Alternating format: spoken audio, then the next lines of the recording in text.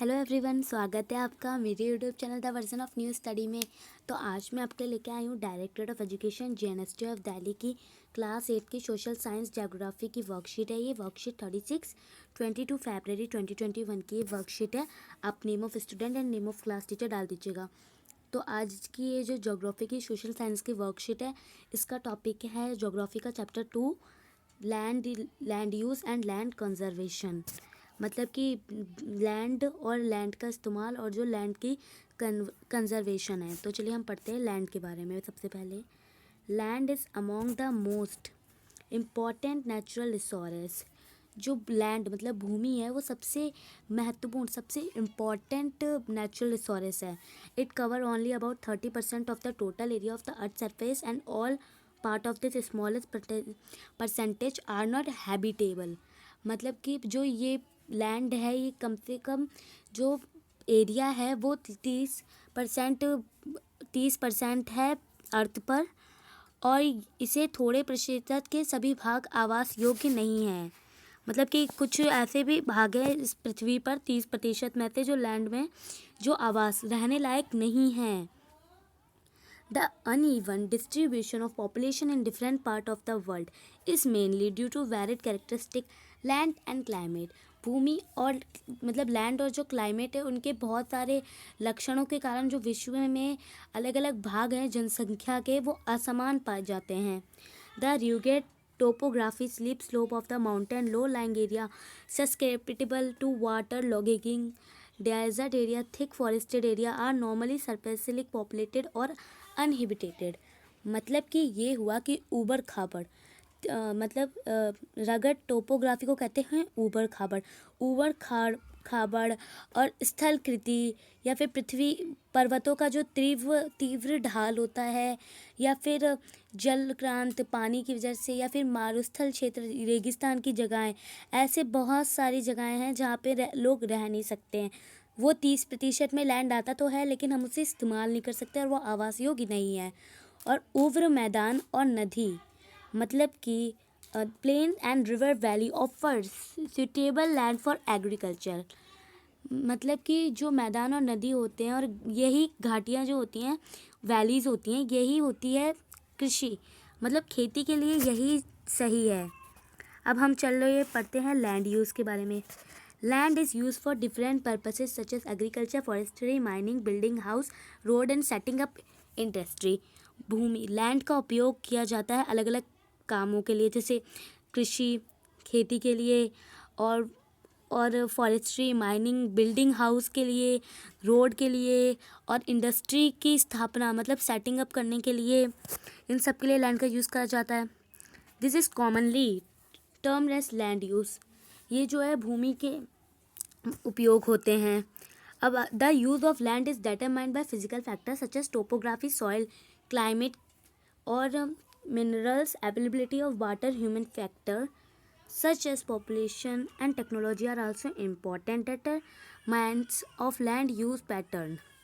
अब देखिए, अब हमें आगे दे रखा है भूमि का उपयोग, मतलब लैंड का उपयोग कई फैक्टर्स के लिए किया जाता है, जैसे टोपोग्राफी, क्लाइमेट और मिनरल्स, और जो वाटर कितना अवेलेबल है उसके लिए, और साथ ही साथ ह्यूमन फैक्टर जो होता है, उसकी पॉपुलेशन और उसकी टेक्नोलॉजी भी इनमें ज़रूरी है कि कौन सा वो पैटर्न, ज़मीन के किस पैटर्न को वो यूज़ करेंगे। अब देखिए, अब हमें दे रखा land can be classify on the basis of ownership as private land and community land. जो लैंड है वो क्लासीफाई हुआ है बेसिस ऑफ ओनरशिप पे और प्राइवेट लैंड पर और कम्युनिटी लैंड। मतलब जो लैंड है वो क्लासीफाई हुआ है 3 ग्रुप्स में: honour, private land and community land. Private land is owned by individual, whereas common land is owned by the community for common uses like the collection of fodder, fruits, nut or medicinal herbs. This community land are also called common property resources। मतलब कि ये है जो 3 groups हैं land के basis पे जो बांटी गई हैं। ऑनरशिप में क्या होता है, जो उसके ऑनर होते हैं इंडिविजुअल मतलब नागरिक लोग होते हैं, और कम्युनिटी लैंड होता है उनका जिन उनके मालिक होते हैं कम्युनिटी मतलब कॉमन यूज़ जैसे collection of fodder, fruits, nuts और मेडिसिनल हर्ब में कम्युनिटी लैंड यूज़ करा जाता है। प्राइवेट लैंड जो खुद का लैंड होता है, जो लोगों का पर्सनल लैंड होता है। ओके, कम्युनिटी लैंड्स और जो कम्युनिटी लैंड होता है वो कॉमन प्रॉपर्टी रिसोर्स भी कहलाता है। अब देखिए, अब हमें यहाँ दे रखा है लैंड यूज्ड इन।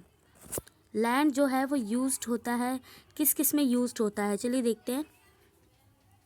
वो बिल्डिंग पर्पस पे यूज़ होता है, रोड्स पर्पस पे यूज़ होता है, मतलब बिल्डिंग के पर्पस से यूज़ होता है लैंड और रोड के पर्पस से, और सेटिंग अप इंडस्ट्री के लिए, और फॉरेस्ट्री पर्पस के लिए, और एग्रीकल्चर पर्पस के लिए, और माइनिंग पर्पस के लिए।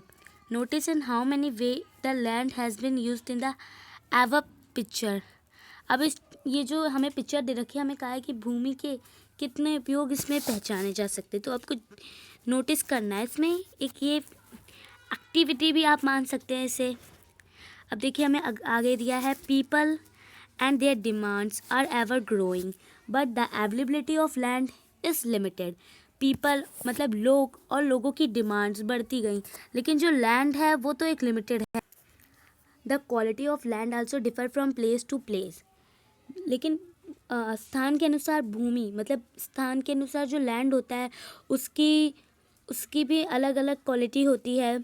People started encroaching the common land to build up commercial area, house and complex in the urban area and to expand the agricultural land in the rural areas। मतलब कि जो लोग थे उन्होंने एक कॉमन, मतलब लोगों ने एक सामुदायिक भूमि पर एक व्यापारिक क्षेत्र बनाया, मतलब कॉमर्शियल क्षेत्र बनाया, फिर नागरिक क्षेत्र घर बनाने, और जो ग्रामीण मतलब जो गांव के लोग होते थे उन्हें कृषि योग्य भूमि का विस्तार करने, फिर उसके बाद उन्होंने रूरल एरियाज़ को ये दिया और ये सब करना शुरू कर दिया। उसके आगे हमें दे रखा है today the vast changes in the land use pattern also reflect the cultural changing in our society. मतलब कि आज भूमि उपयोग जो है वो व्यापक परिवर्तन हमारे समाज में, हमारी संस्कृत परिवर्तनों को भी दर्शाता है। और आगे दे रखा है land degradation, landslide, soil erosion, desertification are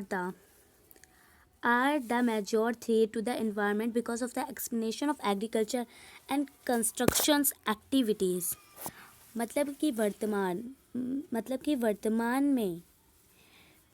वर्तमान में कृषि मतलब खेती और जो निर्माण समय जितनी भी एक्टिविटीज़ थी उनके लिए, जैसे कि degradation, landslide, soil erosion, desertification, ये इस पर्यावरण एग्रीकल्चर के लिए बहुत ही बड़ा खतरा है।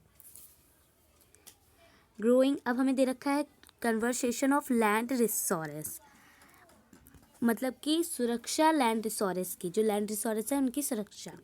Growing population and their ever growing demand has led to a large scale destruction of forest cover and arable land and has created a fear of losing their natural resources। बढ़ती जनसंख्या और जो इसकी बढ़ती मांगे हैं उनके कारण जो वन भूमि मतलब जो लैंड होगा, फॉरेस्ट लैंड होगा, और जो कृषि योग्य भूमि होगी, इनके बड़े पैमाने पे ये डिस्ट्रॉय हो जाएंगे बहुत ज़्यादा। Therefore the present rate of degradation of land must be checked। इसलिए जो विनाश होगा पहले मतलब वर्तमान में, उसके लिए उसे अवश्य मतलब हमें रोकना चाहिए, ज़रूरी है उसे रोकना।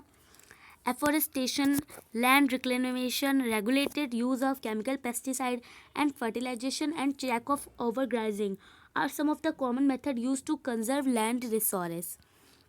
इसमें दे रखा है कि लैंड रिक्लेमेशन, रेगुलेटेड, और जो ये यूज़ होते हैं केमिकल पेस्टिसाइड और फर्टिलाइज़र के, ये सब जो होते हैं इनका उपयोग जो होता है वो अगर हम उन पे रोक लगाए तो ये वैसे उपयोग तथा इन पे अगर हम रोक लगाए तो ये सब भूमि संरक्षण के लिए कुछ अच्छे तरीके हैं, कुछ मतलब कॉमन मेथड्स हैं।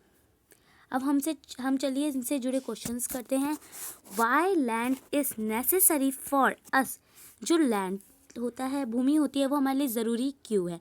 तो चलिए हम इसके आंसर करते हैं।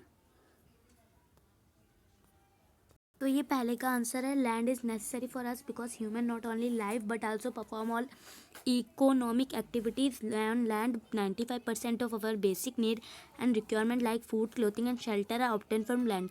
मतलब लैंड हमारे लिए ज़रूरी इसलिए नहीं है कि हम उस पर रहते हैं, क्योंकि हम उस पर बहुत सारी एक्टिविटीज़ भी करते हैं. और 90% जो हमारी ज़रूरत होती हैं जैसे खाना, कपड़ा, ये सब हमारे लैंड पे ही मिलता है. चलिए क्वेश्चन 2 देखते हैं. Write any 2 reason for land degradation today. तो हमें 2 रीज़न बताने हैं लैंड डिग्रेडेशन क्यों होता है.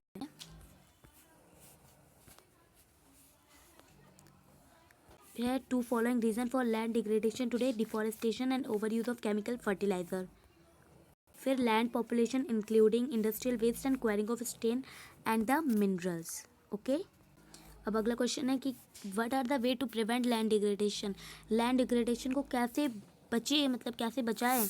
तो चलिए हम करते हैं इसका आंसर.